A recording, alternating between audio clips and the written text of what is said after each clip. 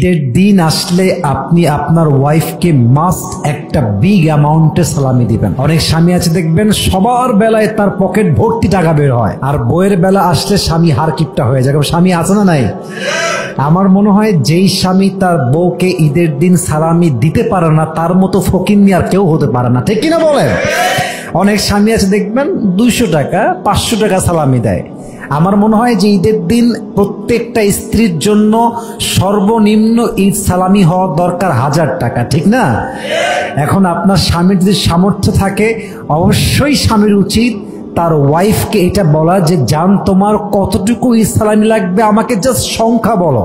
তুমি আমার বিশ্বাস রেখেছো, তুমি আমার বাচ্চার মা, তুমি আমার লাইফের সবকিছু, তোমার যতটুকু লাগে জাস্ট সংখ্যা বলো। তোমার যা লাগবে আমার সামর্থ্য অনুযায়ী আমি অবশ্যই দেওয়ার চেষ্টা করব, ঠিক কিনা বলেন? আল্লাহ প্রত্যেকটা স্বামীকে আমল করার তৌফিক দান করে পড়েন সবাই আমিন।